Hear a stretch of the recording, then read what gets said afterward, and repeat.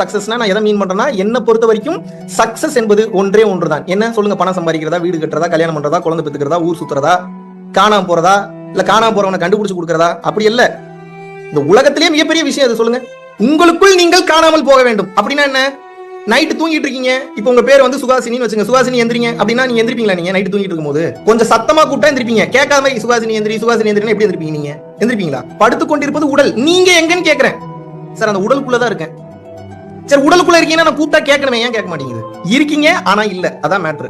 இந்த நிலைக்கு பேர் என்ன அப்படின்னா SUZHUTHI, சுழுத்தி. சுழுத்தினா என்னன்னா இருந்தும் இல்லாமல் இருக்கின்ற நிலை. அப்படின்னா என்னன்னா, தூங்கி கொண்டிருக்கும் போது மனம் காணாமல் போய்விட்டது. மனம் காணாமல் போன காரணத்தினால் உலகத்தின் காட்சி என்பது உங்களுக்கு கிடைக்கவில்லை. அந்த அமைதியை, பேரமைதியை நீ அனுபவிக்கிறீங்க. அந்த அமைதிக்கு பேர் தான் தூக்கம். இதுக்கு அடுத்து ஒவ்வொரு நாளும் நியூ இயரா மாத்தணும். அதுக்கு நான் என்ன பண்றது? இப்ப ஏன் நீங்க கல்யாணம் பண்ணிக்கிறீங்க? அதுல ஒரு சுகம் கிடைக்குது, அதனால கல்யாணம் பண்ணிக்கிறீங்க. ஏன் குழந்தை பெத்துக்கிறீங்க? அந்த குழந்தையோட வளர்ப்பு, குழந்தையோட பேச்சு, குழந்தையோட நடை உடை பாவனையில ஒரு சுகம் கிடைக்குது, அதனால குழந்தை பெத்துக்கிறீங்க. ஏன் கார் ஓட்டுறீங்க? ஆனந்தமா இருக்கு. ஏன் பஸ் ஓட்டுறீங்க? ஆனந்தமா இருக்கு. ஏன் டூ வீலர் ஓட்டுறீங்க? ஆனந்தமா இருக்கு. ஏன் டிராவல் பண்றீங்க? ஆனந்தமாக இருக்கிறது. அப்ப உங்களுடைய ஒவ்வொரு செயல்களுக்கு பின்னால் இருக்கக்கூடிய மாபெரும் காரணம், நோக்கம் என்னன்னா சுகம், ஆனந்தம் அல்லது சந்தோஷம் அல்லது ஹாப்பினஸ், எப்படி வேணாலும் வச்சுக்கோங்க. இப்ப என்னன்னா, இந்த சந்தோஷத்தை இந்த பொருள் தான் கொடுக்குது, இந்த பொண்ணு தான் கொடுக்குறாங்க, இந்த பையன் தான் கொடுக்குறாங்க, எனக்கு இந்த சந்தோஷத்தை இவர் தான் கொடுக்குறாரு, அவங்க தான் கொடுக்குறாங்கன்னு இருந்தீங்கன்னா, now you are in big danger. பெரிய ஆபத்தில் இருக்கிறீர்கள் என்ற அர்த்தம். காரணம் என்ன அப்படின்னா, நாளைக்கு அந்த பர்சனோ அந்த பொருளோ இல்ல அப்படின்னா நீங்க சூசைட் பண்ணிக்கிற அளவுக்கு கூட போயிடுவீங்க. உயிரை விடுவது என்பது தப்பான ஒரு விஷயம். ஆனா இது ஏன் நடக்குதுன்னா, நீங்க உங்களோட சுகம் வேணுங்கிறதுக்கு ஒவ்வொரு பர்சனை, ஒவ்வொரு பொருளை, இல்ல ஒவ்வொரு விதமான விஷயங்களை நீங்கள் பின்தொடர்ந்து செல்லும் போது அந்த பொருள் நீங்கள் நினைச்ச மாதிரி இல்லைனாலோ, இல்ல அந்த பொருள் டார்ச்சர் பண்ணாலோ, இல்ல அந்த பொருள் கிடைக்கலனாலோ, இல்ல அந்த உயிர்னால உங்களுக்கு ஏதாவது பாதிப்பு வருதுனாலோ பெரிய பாதிப்பை ஏற்படுத்தும். இந்த வாழ்க்கையே வாழணுமான்ற நிலைக்கு உங்களை கொண்டு போயிடும். ஏன்னா உங்க மனசு உங்களையே அறியாம செயல்படும். நீங்க தூங்கிட்டு இருக்கும்போது கூட செயல்படும். அது என்ன பண்ணும்னா, உங்களையே தெரியாம நீங்க ஒவ்வொரு செயல்களை திருப்பி திருப்பி பண்ணும்போது அந்த செயல் மூலியமா ஒரு சுகம் கிடைக்கல. அது எந்த செயலா வேணா இருக்கட்டும், அந்த சுகத்தை அதை ரெக்கார்ட் பண்ணி வச்சுக்கும். அப்ப என்ன நினைக்கணும், அது நீங்க கவனமா இருந்தாலும் இல்லனாலும் அந்த வேலையை மறுபடியும் பண்ண வைக்கும். இல்ல அந்த பொருளை மறுபடியும் பார்க்க சொல்லும். இல்ல அந்த நபரை மறுபடியும் சந்திக்க சொல்லும். இல்ல அவங்களோட மறுபடியும் டைம் ஸ்பெண்ட் பண்ணணும்னு சொல்லும். Now you are in danger. ஆனா நான் என்ன கேட்கிறேன், இந்த ஒரு உண்மையை புரிஞ்சுக்கங்க. எந்த ஒரு உண்மையை புரிஞ்சுக்கணும்? என்னுடைய சுகமானது, எனக்கு உள்ளே கிடைக்கக்கூடிய அந்த சுகமானது இன்னொருவர் அல்லது இன்னொரு பொருளை சார்ந்துதான் இருக்கிறது போது செலவும் ஆகும், டைமும் வேஸ்ட் ஆகும். அதுக்குண்டான பிரச்சனைகளும் பல ரூபங்களில் பல மனிதர்களிடம் இருந்து உங்களுக்கு வரும். the more people you speak with, the more bullshit you deal with. அப்படின்னா என்னங்க? அதிகமான மனிதர்களிடம் நீங்கள் பேசுவது என்பது அதிகமான கன்றாவியாலி மேலேயே நீங்க பூசிக்கிறதுக்கு சமம்ன்றாங்க. வேற ஒண்ணும் இல்ல. பணம் வேணும்னாலும், பொருள் வேணும்னாலும், இந்த உலகத்துல 4-5 பழக்கவழக்கம் வேணும்னாலும், ஒரு பஞ்சாயத்துல இருந்து என்னை 4 பேர் காப்பாத்தணும்னாலும் எனக்கு 4 பேர் சப்போர்ட் வேணும். இல்லாமலாம் எதுவுமே பண்ண முடியாது. நல்லா கவனிக்கணும். ஆனா டைம் பாஸ் பண்றது, அவங்க கூட பேசுறது, அவங்களை பிடிச்சு வைக்கணும்னு நினைக்கிறது, இருக்கமாய் விடாம பிடிச்சணும்னு நினைக்கிறது, அவங்க பின்னாடியே போகணும், இது now you are in danger. நீங்கள் உணர வேண்டிய விஷயம், தத்துவம் என்ன அப்படின்னா, தெளிவாக புரிந்து கொள்ள வேண்டும். எந்த பொருள் எனக்கு வேணும் அப்படின்னு போறீங்களோ அந்த பொருள்னால உங்களுக்கு பிரச்சனை வரும் என்பது நிதர்சனமான உண்மை. இப்ப நீங்க உங்க அந்த பொருள் வேணான்னு சொல்ல, அது உச்சகட்ட ஞானம். அது கடைசியில போறது. முதல்ல என்ன வரணும்னா, இந்த பொருள் எனக்கு வரட்டும், வந்தா இதுக்கு முன்னாடி ஏதாவது பிரச்சனை வந்தா கூட அதை நான் டீல் பண்ணிக்கிறேன், அது என்ன மாதிரியான பிரச்சனை வரும்னு சொல்லி முன்னாடியே ஐடியா பண்ணி அந்த பிரச்சனைகள் மொத்தத்துக்கும் நீங்க சொல்யூஷன் ரெடி பண்ணணும். பிரச்சனையே வரக்கூடாதுன்னு நினைக்காதீங்க, முட்டாள்தனம். எத்தனை பிரச்சனை வரட்டும், ஒவ்வொரு பிரச்சனையில இருந்து நான் சார்ட் அவுட் பண்ணி சால்வ் பண்ணி அது ஒரு லெசன் கத்துக்கிட்டு நான் மாஸ்டர் ஆயிடுறேன். அடுத்த டைம் புது பிரச்சனைக்கு போவேன், ஆனா பழைய பிரச்சனைக்கு போக மாட்டேன். அதுக்கு நான் என்ன பண்ணணும்? பிரச்சனையோட டீல் பண்ணணும். முதல்ல பிரச்சனையா பார்க்காதீங்க. அது பிரச்சனை அல்ல, எனக்காக வைக்கப்பட்ட டெஸ்ட். இப்படித்தான் நீங்க பார்க்கணும். இந்த மொத்த வாழ்க்கையும் நான் எப்படி பார்க்கிறேன் அப்படின்னா, ஒரு விளையாட்டு. இது ஒரு விளையாட்டு. இது மொத்தமே எனக்கு ஒரு கேம். இப்படித்தாங்க பார்க்கணும். நல்லா கவனிங்க. இது தத்துவம் கிடையாது. இது வந்து ஒரு ஆழமான சக்சஸ் ஃபார்முலா. உங்களோட லைஃபோட ஒவ்வொரு சீனையும் நீங்க எப்படி பார்க்கணும்? It's a game. ஏன் கேமா பார்க்க சொல்றேன் தெரியுமா உங்களுக்கு? ஜெயிக்கணும்ன்ற மனநிலையோட இருந்தீங்கன்னா இந்த கேம்ல நீங்க தோத்தீங்கனாலும், நீங்க நினைச்ச மாதிரி நடக்கலனாலும் வலிக்கும். அப்ப இந்த கேம் விளையாடும் போது நான் என்ன பண்ணணும்னா, எனக்கு ஒரு சில பரீட்சைகள் வரும். அதுக்கு பேர் தான் பிரச்சனை, சோதனைன்னு அர்த்தம். அப்ப நான் என்ன பண்ணணும்? அவேரா, தெளிவா, விழிப்பா அந்த பிரச்சனை என்னன்றதை பார்த்து ரிசர்ச் பண்ணி, ஆராய்ச்சி பண்ணி அந்த பிரச்சனையை நான் தான் சால்வ் பண்ணணும். இல்ல நான் ஐடியா கொடுத்து இன்னொருத்தர் மூலியமா சால்வ் பண்ணணும். ஆனா அந்த பிரச்சனை எப்படி சால்வ் ஆகணும்ன்றதுக்கு உண்டான அந்த வழி, அந்த மெத்தட், அந்த ரூட் உங்களுக்கு தெரியணும்ன்ற. அவசியமானதை மறந்து விட்டு அவசியம் இல்லாத மொத்தத்தையும் ஞாபகத்தில் வச்சிருக்கீங்க. இப்ப உங்களுக்கு ப்ராப்ளம் எங்க வந்து நிக்கும்னா, சாகுற வரைக்கும் நீங்க எதுக்கு ஆசைப்பட்டீங்களோ, எந்த பொருள் உங்களுக்கு சுகத்தை கொடுத்துச்சு, எந்த மனிதன் உங்களுக்கு சுகத்தை கொடுத்தாருன்னு நினைச்சீங்களோ, அந்த மனுஷனுக்காகவும் அந்த பொருளுக்காகவும் உங்க தேடல் தொடங்கி கொண்டே இருக்கும். செய்ய வேண்டிய வேலையை விட்டுட்டு, பூர்வ மத்தியத்தை கவனிக்கிறத விட்டுட்டு, கம்பேஷன் அண்ட் லவ் மறந்துட்டு நீங்கள் தேவையில்லாத பொருளை நோக்கி ஓட ஆரம்பித்து விடுவீர்கள். இப்போ நீங்க எதை நோக்கி ஓடணும்னு இன்னைக்கு சொல்றேன், நல்லா புரிஞ்சுங்க. Next take home point. சரி, இப்ப நான் பொண்ணை பாக்குறதா, பையனை பாக்குறதா, குழந்தைய பாக்குறதா, மனைவியை பாக்குறதா, புருஷனை பாக்குறதா, பாய் ஃப்ரெண்டை பாக்குறதா, கேர்ள் ஃப்ரெண்டை பாக்குறதா, ஃப்ரெண்ட்ஸை பாக்குறதா, ரிலேட்டிவ்ஸை பாக்குறதா, நான் யாரை பாக்குறது? எதை பாக்குறீங்களோ அதை மட்டும் தான் பார்க்கணும். ஞானம் வந்துருங்க, அவ்வளவுதாங்க, வேற ஒண்ணும் இல்லைங்க, முடிஞ்சுங்க. எதை பாக்குறீங்களோ அதை மட்டும் பார்க்கும்போது உள்ளுக்குள்ள நடக்கக்கூடிய மாற்றங்களை, ஞான மாற்றங்களை சொல்றேன், நல்லா கவனிங்க. உடனே பிரீத் சேஞ்ச் ஆகும், மனம் உடனே ஒன்று குவியும், ஆற்றல் அதிகரிக்கும். இம்மிடியேட்டா என்ன ஆகும்னா உள்ளுக்குள்ள உங்களே அறியாம ஒரு சுகம் ஒண்ணு கிளம்பும், ஒரு ஆனந்தம் ஒன்று உள்ளுக்குள்ள இருந்து தானாக மேல் கிளம்பும். அது புரியாத ஆனந்தமா இருக்கும். 24 மணி நேரம் இருக்காது, கொஞ்ச நேரம் இருக்கும், ஒரு 2 to 3 செகண்ட்ஸ் இருக்கும். ஒரு சில பேர் கரெக்டா கவனிச்சீங்கன்னா 10-15 நிமிஷம் இருக்கும், நல்லா கவனிச்சீங்கன்னா 1.5 மணி நேரம் 2 மணி நேரம் இருக்கும், அப்புறம் போயிடும். இப்ப இந்த போதை உங்களுக்கு பிடிச்சிரும். இப்ப நீங்க என்ன ஆகணும்னா இந்த போதைக்கு அடிமையாயிரணும். நீங்க எந்த போதைக்கு அடிமையாயிருங்க? அந்த இன்பங்களுக்காக வேற போதைகளுக்கு அடிமையாயிருக்கீங்க. இப்ப அதுதான் பெருசுன்னு தெரியறதுனால அதை விட்டுட்டு வரமாட்டீங்க. அது எதுவா வேணா இருக்கட்டும், வாட் எவர் இட் மேபி. உங்க மனசு ஏன் அந்த சுகம் வேணும்னு விருப்பப்படுது அப்படின்னா அதுல இருந்து சுகம் கிடைக்குது, நம்புது, அதனால அது வேணும் வேணும்னு கேக்குது. இப்ப நீங்க என்ன பண்ணணும்னா உங்களோட சுகத்தினுடைய பாயிண்ட மாத்தி வைக்கணும், வேற இடத்துல மாத்தி வைக்கணும். ஏன் மாத்தி வைக்கணும் அப்படின்னா இந்த சுகத்தினுடைய இந்த பாயிண்ட ஆள் மேலேயோ பொருள் மேலேயோ வச்சீங்கன்னா அவங்க மறுபடியும் அவங்க பிரசன்ஸ் இருந்தாதான், அந்த பொருள் இருந்தாதான் உங்களுக்கு ஆனந்தம் கிடைக்கும். இப்ப அவங்க இல்லைன்னா என்ன பண்ணுவீங்க? ஒரு வேலையை செய்து கிடைக்கக்கூடிய ஆனந்தம், ஒரு நபரை புகழ்ந்து இல்ல புகழ்ச்சி வாங்கி அதுல கிடைக்கக்கூடிய ஆனந்தம், ஒரு குழந்தை பேசுவதில் கிடைக்கக்கூடிய ஆனந்தம், இதுலெல்லாம் கிடைக்காத அற்புதமான பல லட்சம் கோடி மடங்கு ஆனந்தம் எந்த செயலை செய்யறீங்களோ அந்த செயலை செய்யும் போது கவனமா செஞ்சீங்கன்னா கொஞ்சம் கொஞ்சமா அந்த சுகத்துக்கு பழக ஆரம்பிப்பீங்க. ஒரு கட்டத்துல என்ன ஆயிடுனா அந்த சுகத்தெல்லாம் விட இந்த சுகம் தான் பெருசுன்னு தெரிஞ்சோடனே அந்த சுகத்தை உடனே எல்லாம் விட முடியாது. நல்லா கவனிங்க, நான் ரொம்ப பிராக்டிகலா பேசிட்டு இருக்கேன். 10-15 வருஷம் ஒரு பழக்கத்தை பழகிட்டு வந்துருவீங்க. இன்னைக்கு நான் சத்சங்க உபதேசம் கொடுத்து 15 நிமிஷம் மெடிடேஷன் கொடுத்தோடனே பூராதி விட்டுட்டு போயிருவீங்க. நீங்க என்னை பார்த்தா எப்படி தெரியுது உங்களுக்கு? I am speaking very practically, நல்லா புரிஞ்சுக்கணும். நான் என்ன மீன் பண்ண வரேன்னா உடனே போகாது. அப்ப என்ன, இந்த சுகத்தினுடைய வேல்யூ அதிகமாக உங்க மனசுக்கு என்ன தெரிஞ்சிடும்னா, ஆஹா இவ்வளவு நாள் இதெல்லாம் ஒரு பெரிய இன்பம் நினைச்சிட்டு இருந்தோம், ஆனா இதெல்லாம் கூட ஒரு பெரிய இன்பம் இங்க இருக்கு. அப்ப நான் இந்த இன்பத்துல நான் ஆழமாக செல்லும் போது மட்டும்தான் எனக்கு இந்த இன்பங்கள் எல்லாம் ஒவ்வொன்றா காணாம போகும். கொஞ்சம் கொஞ்சமாக அதனுடைய வலிமையை இழந்து கொண்டே போகும். கொஞ்சம் கொஞ்சமா மனம் அதனுடைய பிடிப்புகள்ல இருந்து விடுதலை கொடுக்கும். ஒரு கட்டத்துல அந்த பொருள் உலகம் சார்ந்த விஷயத்தெல்லாம் விட்டுருவீங்க, ஆனா உலகத்துல தான் இருப்பீங்க. ஆனா எதுலையும் பற்று இருக்காது, பைத்தியக்காரன மாதிரி இருப்பீங்கன்னு சொல்ல. எதன் மீதும் பற்று இல்லாமல் ஜாலியா இருப்பீங்க, கேஷுவலா இருப்பீங்க, உங்க வேலையை பார்த்துக்கிட்டே இருப்பீங்க. நேற்று ஒரு நல்ல மனிதர் ஒருத்தர் வந்து சந்திச்சேன், ஒரு அற்புதமான ஒரு தத்துவம் சொன்னார்.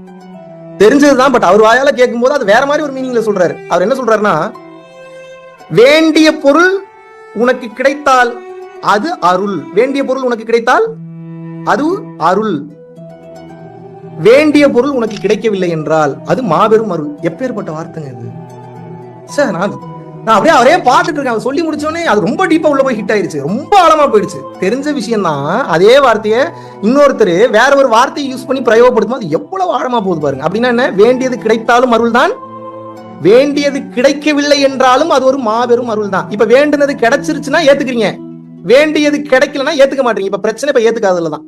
ஏற்றுக்கொள்ளும் மனப்பக்குவம் உங்களுக்கு இல்லை.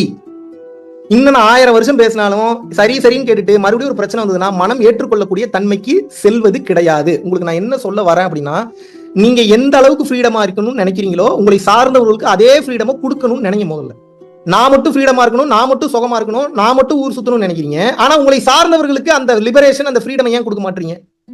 எல்லாரும் ஒரே பிரச்சனையில தான் சிக்கியிருக்கோம். ஒவ்வொருத்தரும் நீங்க இந்த வார்த்தையை பொதுவாக கேட்டீங்கன்னா எல்லாத்துக்கும் மேட்ச் ஆகும். ஏன் மேட்ச் ஆகுது? எல்லாத்துக்கும் ஒரே பிரச்சனை. என்ன பிரச்சனை? மனிதர்களால் பிரச்சனை, உயிரினங்களால் பிரச்சனை, பொருள்களால் பிரச்சனை. வேற என்ன பிரச்சனை சொல்லுங்க?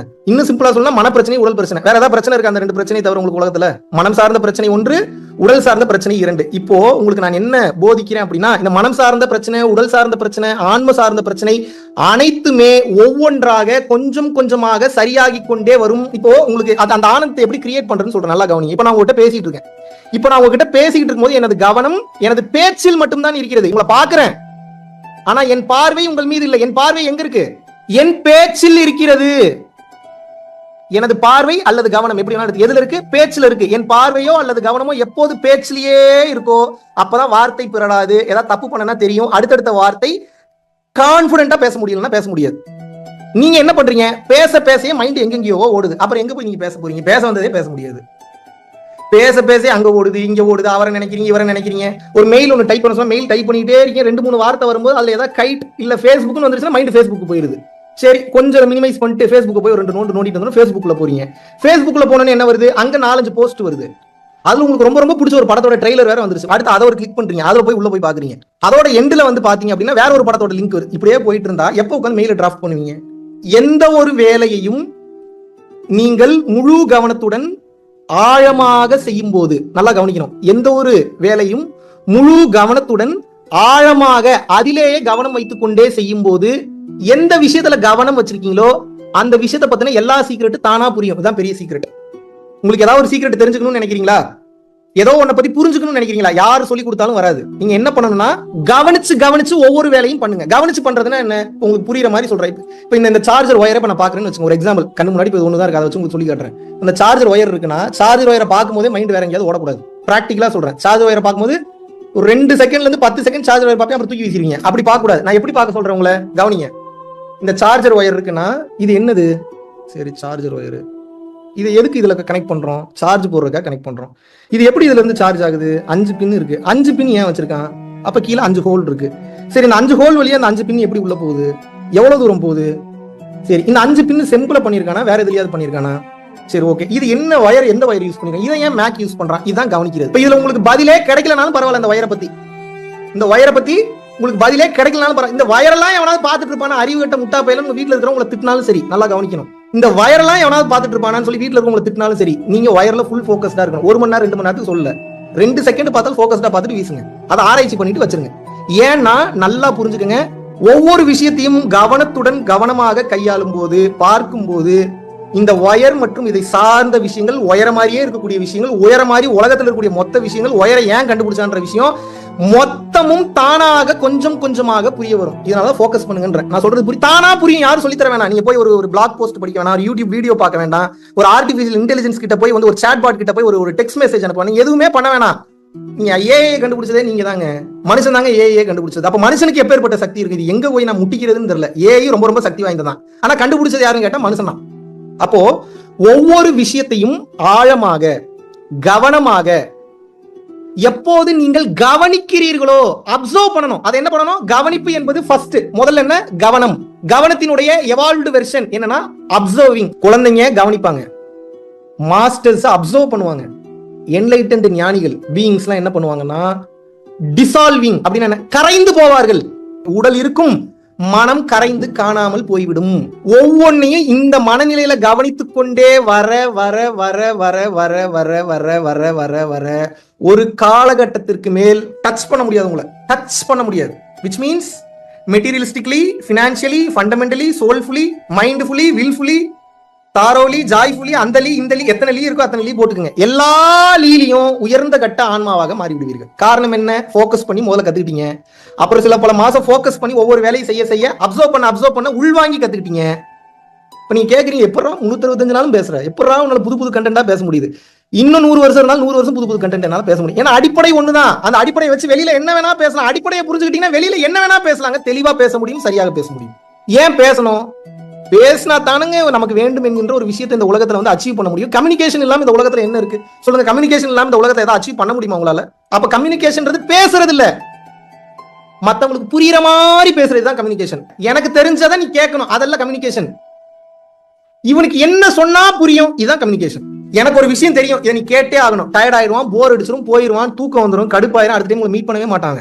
இவனுக்கு எவ்வளவு நேரம் இருக்கு, இவன் எதுக்கு என்னை பார்க்க வந்திருக்கான், ஓ இப்ப இவனோட நோக்கம் இதுதான், அப்ப இவனுக்கு தேவை இதுதான். ஓகே, இவனுக்கு எவ்வளவு நேரம் இருக்கு, 25 நிமிஷம். 25 நிமிஷத்துக்கு மேல பேசினா நம்ம மரியாதையும் போயிடும், அவனுக்கு கிளம்பிடுவான். அப்ப என்ன பண்றது, 15 நிமிஷத்துல இவனுக்கு வேணுங்கிற அந்த மேட்டர் மட்டும் அவனுக்கு புரியுற மாதிரி அவனுடைய ஸ்டைல்ல கம்யூனிகேட் பண்ணிட்டு 16வது நிமிஷம் வீட்டுக்கு கிளம்ப நம்மளே அனுப்பிச்சு வச்சிருவோம். இதுதான் புத்திசாலித்தனம், இதுதான் ஸ்ட்ராட்டஜி.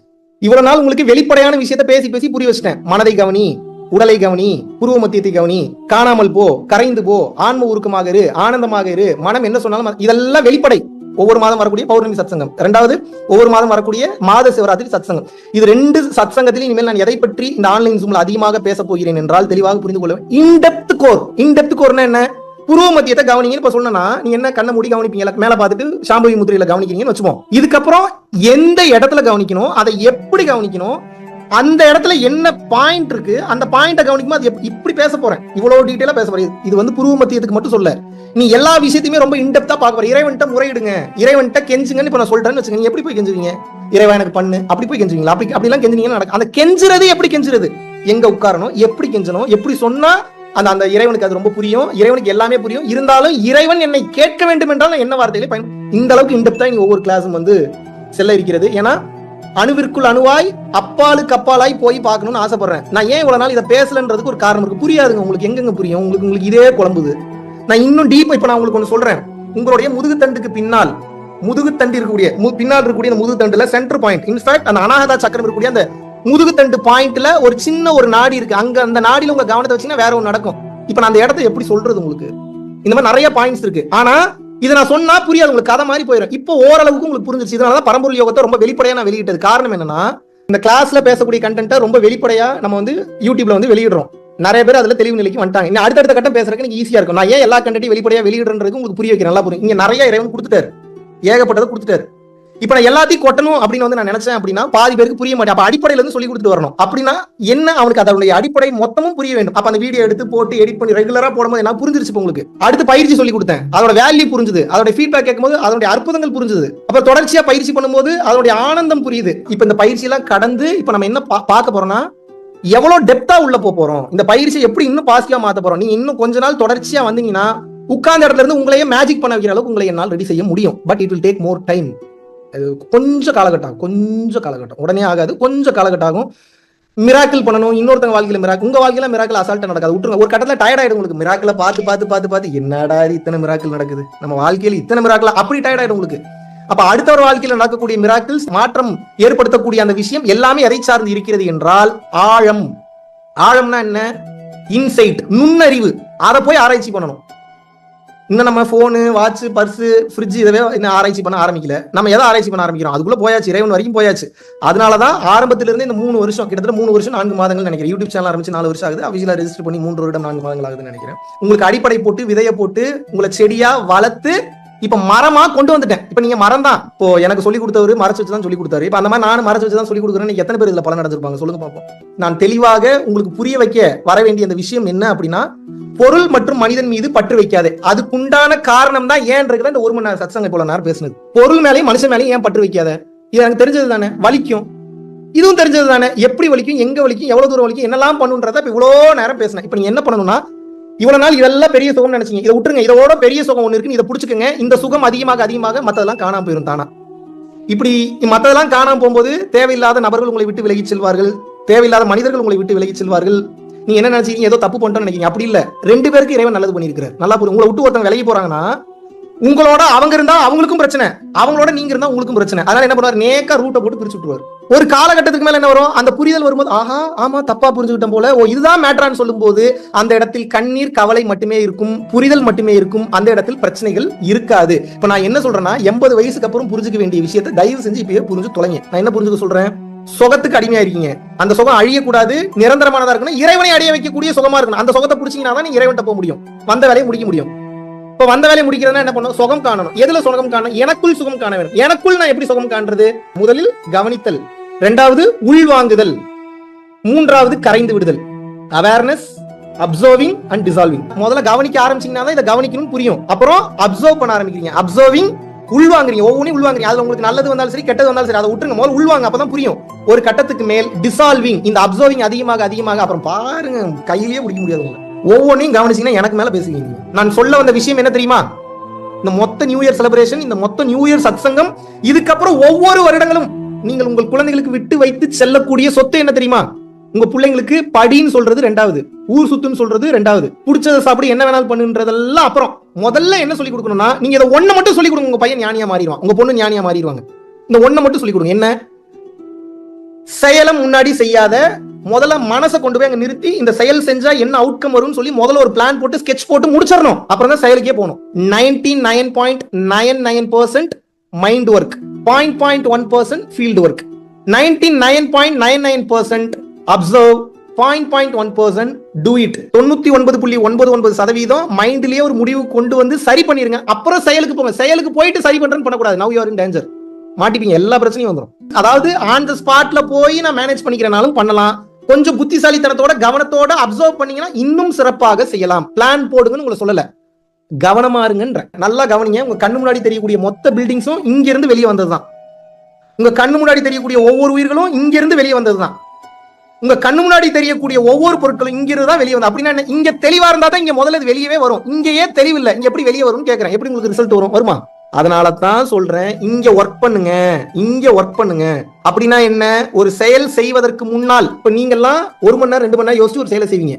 இப்ப இறைவன் எனக்கு எப்படிப்பட்ட ஆப்பர்ச்சுனிட்டி தெரியுமா கொடுத்திருக்காரு? சொல்லக்கூடாது, என்ன சொல்றேன், ஒரு வேலையை செய்ய போறதுக்கு முன்னாடி எனக்கு மொத்தமே 2ல இருந்து 3 நிமிஷம் டைம் தான் இருக்கும். அந்த வேலையை நான் செய்ய போறதுக்கு முன்னாடி ரொம்ப ரொம்ப பெரிய வேலையா இருந்தா ஓரளவு பிளான் போட்டு பண்ணுவேன். மேக்ஸிமம் அந்த மாதிரி பெரிய பிளான் போடல எதுவும் பண்றல, ஃப்ளோ தான், ஆன் த ஃப்ளோ தான். நான் ஆன் த ஃப்ளோல ஒரு சில பிளான்ஸ் எல்லாம் நான் போடும்போது நான் யோசிக்கிறதுக்கு எடுக்கக்கூடிய டைம் 10 செகண்ட்ஸ் தான். மைண்ட் நல்லா யோசிச்சு பயிற்சி பண்ணி பழக்கப்படுத்திட்டதுனால ஒரு ஆளை பார்த்தோன்னே, ஒரு பர்சனை பார்த்தோன்னே, ஒரு சம்பவத்தை பார்த்தோன்னே இந்த மைண்ட் எப்படி யோசிக்க ஆரம்பிச்சிருது அப்படின்னா, அதனுடைய அல்டிமேட் எண்ட் என்னன்றதை பார்த்து அதுக்குண்டான சொல்யூஷனை 10 செகண்ட்ஸ்ல யோசிச்சு ஒரு முடிவுக்கு வந்துருவேன். இப்படித்தான் ஒவ்வொரு வேலையும் செய்யறேன். அதனாலதான் நேர்த்தியா வருது, ஜெயிக்க முடியுது, என்டர்டைன்மெண்டா பண்ண முடியுது, ரசிக்கிற மாதிரி பண்ண முடியுது, கண்டென்ட்டோட பண்ண முடியுது, கதைகளோட பண்ண முடியுது, உண்மையோட பண்ண முடியுது. காரணம் என்ன? கவனமாக செய்கிறேன். முதல்ல மைண்ட்ல மொத்தத்தை கிளியர் பண்ணிட்டேன். அப்புறம் தான் நான் வந்து பாத்தீங்கன்னா ப்ராப்பர்ட்டிக்கே வரேன். நீங்க என்ன பண்றீங்க? முதல்ல ப்ராப்பர்ட்டி எடுத்து நோண்டிடுறீங்க. அப்புறம் இது ஏன் பண்ணு அப்புறம் உட்காந்து யோசிச்சுட்டு இருக்கீங்க. எங்க போய் முன்னேறது? நம்ம நீங்க யோசிக்காம ஒரு செயல்ல இறங்கிடுறீங்கன்னா நல்லா புரிஞ்சுக்குங்க, உங்க மேல உங்களுக்கே ஒரு இன்ஃபீரியாரிட்டி காம்ப்ளெக்ஸ் வந்துடும். ரிசல்ட் வந்து நெகட்டிவா போயிடுது, தோக்க போறீங்க, பிரச்சனை வருதுன்னா அடுத்த முறை ஒரு கான்பிடண்டா ஒரு வேலையை உங்களால செய்ய முடியும். முதல்ல இவ்வளவு நாள் நீங்க செஞ்ச பஞ்சாயத்துல இருந்தே நீங்க வெளியே வரைக்கும் பல மாதங்கள் ஆகும். காரணம் என்ன? இப்ப நீங்களே உங்களை கேவலமா, கன்றாவியா, என்னால முடியாது, குற்ற உணர்ச்சியோட, தாழ்வு மனப்பான்மையோட நினைச்சிட்டு இருக்கீங்க. ஏன் இவ்வளவு நாள் எதுவுமே நடக்கல அப்படின்னு. அப்ப இதை தாண்டி ஜெயிக்கிறது எவ்வளவோ பெரிய வேலை. எசாரணம் இதை தாண்டி நிற்க வேண்டும். இதை தாண்டி நிற்கும் அந்த பக்குவத்தை நீங்கள் கற்றுக்கொள்ள வேண்டும். இப்போ உங்களுக்கு நான் என்ன சொல்லி புரிய வைக்க வரேன் அப்படின்னா, மொத்தத்தையும் ஒரே வார்த்தையில வந்து சொல்றேன். நல்லா கவனிங்க. ஒரே வார்த்தை, மொத்தத்தையும் ஒரே வார்த்தையில் சொல்கிறேன். அதாவது மனிதன் இறைவனை அடைய வேண்டும் என்றால் இந்த ஒரே வார்த்தை தான். என்ன? தயவு செஞ்சு செயல் செய்யறதுக்கு முன்னாடி ஒரு கால்குலேஷன் அண்ட் கன்க்ளூஷனுக்கு மைண்டுக்குள்ள வந்துருங்க. அப்படின்னா என்ன அர்த்தம் அப்படின்னா, கவனித்தல். அவ்வளவுதான், முடிஞ்சு. கவனித்தல் உங்க மைண்ட்ல வந்துருச்சுனாலே இந்த அப்சர்விங் டிசால்விங் ஆட்டோமேட்டிக்கா வந்துடும். இப்போ உங்களோட ஃபர்ஸ்ட் ஸ்டேஜ்ல உங்களை நான் என்ன பண்ண சொல்றேன்னா, கவனிங்க, தயவு செஞ்சு கவனிங்க. எல்லாத்தையும் கவனிச்சு பண்ணுங்க. நீங்க குப்பை போட போனாலும் கவனிச்சு போடுங்க, சமைக்கிறீங்கனாலும் கவனிச்சு சமைங்க, ஒருத்தன் தூக்கி போட்டு மிதிக்கிறீங்களா கவனிச்சுக்கிட்டே மிதிங்க. என்னடா இதையுமாடா சொல்லு? ஆமா, 10 மிதி மிதிக்கும் போது 11வது மிதிக்கு கால் வராது, நீங்க கால் விழுந்துருவீங்க. ஏன்? 2வது மிதி மிதிக்கும் போதே ஐயோ அடிக்கிறமேன்னு தோணும், 5வது மிதி போகும்போது பாவம் பண்றோம்னு தோணும், 8, 9 எல்லாம் போயிட்டீங்கன்னா பாவம் பண்ணிட்டேன்னு கன்ஃபார்ம் பதட்டம் படபட ஆரம்பிச்சிடும். ஏன்? மிதிக்கும் போது கவனம் மிதிக்கிறதுல இருக்கு. கவனித்து மிதிக்கும் போது இறைவன் மீது பயம் ஏற்படும். இறைவன் மீது பயம் ஏற்படும் போது தவறான செயல்களை ஒருபோதும் செய்ய மாட்டீர்கள். இப்போ உங்களுக்கு பிரச்சனை என்னன்னா, கவனிக்காம பாத்துக்கலாம், நடந்துரும், அதேதான், இது நல்லதுதான், பாசிட்டிவ் ஆட்டிடியூட். எப்படி நல்ல விஷயத்த பண்ணி இப்படி பாசிட்டிவ் ஆட்டிடியூட்ல இருந்தீங்கன்னா பரவாயில்ல, நீ பண்றது பூரா தப்பு, பாத்துக்கலாம், நடந்துரும், எதா இருந்தாலும் இப்படி எல்லாம் இருந்தீங்கன்னா இப்போ டேஞ்சர் ஜோன். ஒவ்வொரு நாளும் நியூ இயரா மாறும். அது எப்படி நியூ இயரா மாறும்? Again coming back to the starting point. என்னன்னா, நியூ அப்படின்னா என்ன? புதியதுன்னு அர்த்தம். இயர் அப்படின்னா என்ன? வருடம்னு அர்த்தம். கரெக்டா? 365 நாள் சேர்ந்ததுனால அதுக்கு பேர் வருடம். கரெக்டா? அப்ப வருடம் என்பது மாயை. 24 மணி நேரம் சேர்ந்தாதான் ஒரு நாள். அப்ப நாள் என்பது மாயை, 24 மணி நேரம் என்பதுதான் நிஜம். எஸ்ஆர்னோ? 1 மணி நேரத்திற்கு 60 செகண்ட் அப்படின்னா 1 மணி நேரம் என்பது மாயை. அப்ப எது நிஜம்? 60 செகண்ட் தான் நிஜம். இன்னும் நீங்க போனீங்கன்னா இன்னும் போயிட்டே இருக்குது, நேனோ செகண்ட்ஸ் வரைக்கும் போகும், அதை தாண்டி போகும். இப்ப என்னன்னா, நியூ இயர்னு ஒண்ணு இல்ல, அது மாயை, அதை விட்டுருங்க. நியூ இயர் மொத்தமும் உங்களுக்கு நல்லா போகணும்னா கவனிச்சு ஒவ்வொரு வேலையும் பண்ணுங்க. ஒவ்வொரு நாளும் நியூ இயரா இருக்கும். நியூ இயர்னா என்ன? ஆனந்தமா இருக்கும், சுகமா இருக்கும், நல்லது நடக்கும், பிசினஸ் ஆப்பர்ச்சுனிட்டிஸ் தேடி வரும். கவனம் வைத்து பேசும்போது கவனமான வார்த்தைகள் வரும், நல்ல வார்த்தைகள் வரும், வெல்லும் வார்த்தைகள் வரும். கவனம் வைத்து ஒரு வேலையை செய்யும் போது அதுல நேர்த்தி வரும். கவனம் வைத்து சமைக்கும் போது அந்த உணவை சாப்பிடுபவர்களுக்கு அந்த உணவு அது அமிர்தமாக அமையும். 100% நம்பிக்கையுடன் எந்த ஒரு மனிதன் கவனமாக ஒவ்வொரு வேலையும் கவனிச்சு பண்றீங்களோ நீங்கள் இறைவனாக மாறிவிட்டீர்கள். உங்களுக்கு அடுத்த பிறவி கிடையாதுங்க. ரொம்ப சிம்பிளா சொல்லிட்டேன். உங்களுக்கு ஆல்ரெடி பல மகான்கள் சொன்னதை டீடைல்டா எலாபரேட்டடா அவங்க ஏன் அப்படி சொன்னாங்க, அதுக்கு பின்னாடி இருக்கக்கூடிய காரணம் என்ன, அது ஏன் அப்படி நடக்கிறது, மனிதன் அந்த நிலையை எப்படி அடைவது, அதற்கு பின்னால் இருக்கக்கூடிய ஆழமான விஷயம் என்னன்ற பல விஷயத்தை ஆழமா ஆராய்ச்சி பண்ணி அனுபவத்தில் இருக்கிற விஷயத்தை கொடுத்துட்டேன். ஓகே, சிம்பிளா மறுபடியும் ஒன்னே ஒன்று மட்டும் சொல்லிட்டு முடியும். ஏன் இதை மறுபடியும் சொல்றேன்னா, எனக்கு அடுத்த பாயிண்ட் போக தெரியாம இல்ல, புரிஞ்சுக்குங்க. எனக்கு வேற சப்ஜெக்ட் பேச தெரியாம இல்ல, புரிஞ்சுக்குங்க. மேட்டர் மொத்தம் இதுக்குள்ளதான் இருக்கு. மொத்த ரகசியமும் மொத்த சீக்கிரட் இதுக்குள்ளதான் இருக்கு. அது என்ன சொல்லுதுன்னா, நீ என்ன வேணா பண்ணு, உன்னை நான் வேணான்னு சொல்ல, ஆனா பண்ணும்போது கவனிச்சு பண்ணு அப்படின்றாங்க. ஏன் கவனிச்சு பண்ணணும்? நீங்க கவனிச்சு பண்ணும்போது மட்டும்தான் ஞானம் விளங்கும். அவசரமான வாழ்க்கையில, வேகமாக சென்று கொண்டிருக்கக்கூடிய இந்த வாழ்க்கையில, இந்த கால சூழ்நிலையில நம்ம மனம் இன்னைக்கு எப்படி எதை நோக்கி வந்து போயிட்டு இருக்குன்னா, படபடப்பாகுது, பதட்டமாகுது, சீக்கிரம்னு. ஞானம்னாவே பொறுமைன்னு அர்த்தம். ஞானம்னா என்ன?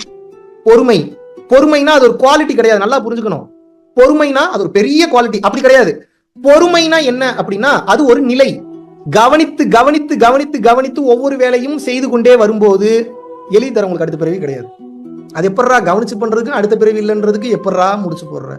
சரி, சொல்லிடலாமா? சீக்கிரம் சொல்லிடலாமா? கவனிச்சு ஒரு வேலையை பண்றீங்க, கவனிச்சு ஒரு வேலையை பண்றீங்க, கவனிச்சு ஒரு வேலையை பண்றீங்க, மனம் எங்கேயாவது ஓடுமா? தியானம்னா கண்ணை மூடி இருக்கிறது இல்லைங்க.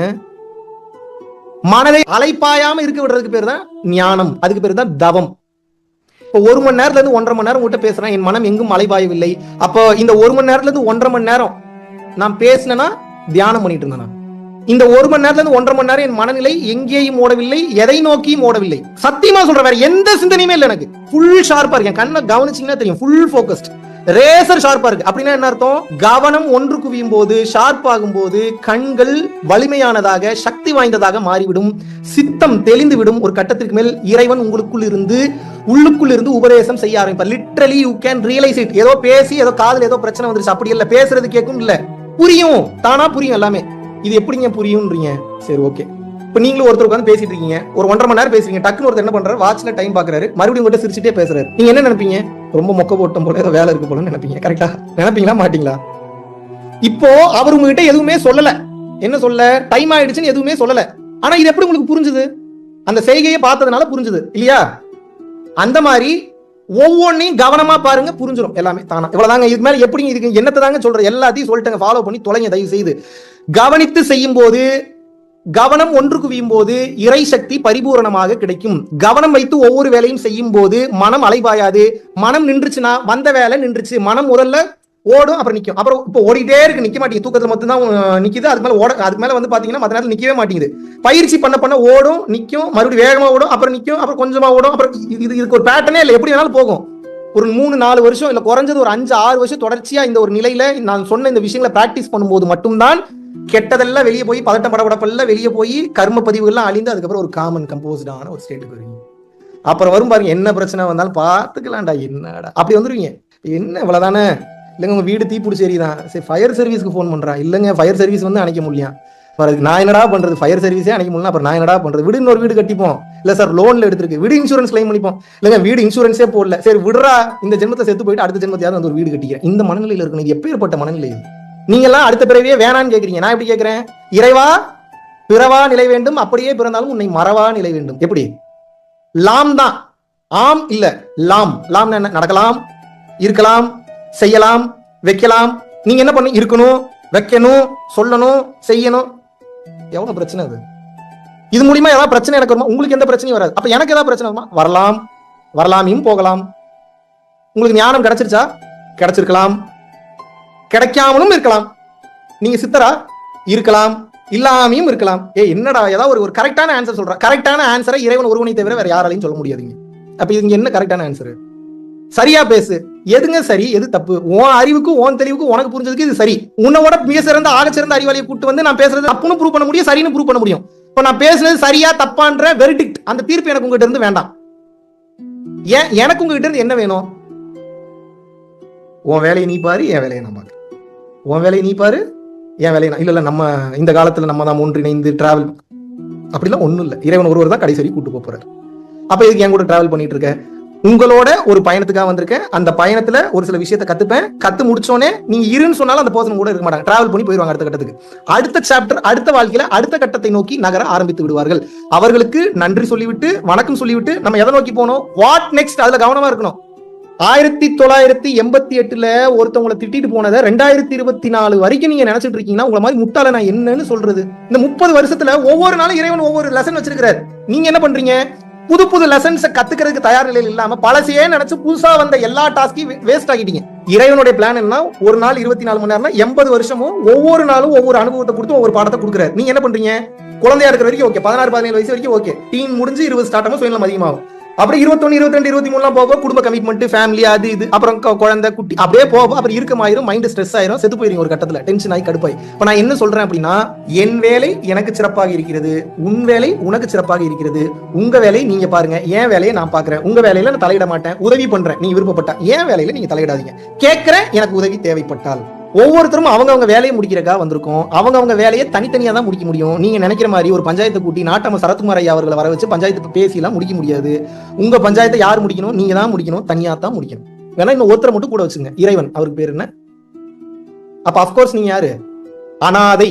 இது தப்பான வார்த்தை ஒன்றும் கிடையாது. அனாதை அப்படின்னா என்ன அப்படின்னா ஒரு மிக உயர்ந்த ஞான வார்த்தை.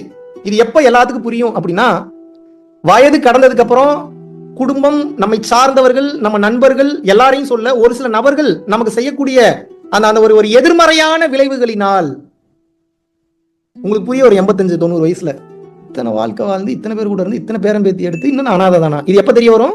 தாய் தந்தை இல்லாமல் இருப்பவர்கள் மட்டும் அனாதை அல்ல. தாய் தந்தை இருந்தும் நண்பர்கள் இருந்தும் எல்லாருமே இருந்தும் எவன் ஒருவன் உலக நிதர்சனத்தை பற்றி நிலையாமை தத்துவத்தை எவன் ஒருவன் புரிந்து கொண்டானோ அவனுக்கு அனாதை என்பதன் உண்மையான அர்த்தம் என்பது புரிந்துவிடும். தனியாதான் வந்தோம், தனியாதான் போறோம், தனியாதான் வந்தோம், தனியாதான் போறோம். நடுவுல வாழும் போது மட்டும் கூட்டமா ஏன் வாழ்றீங்க?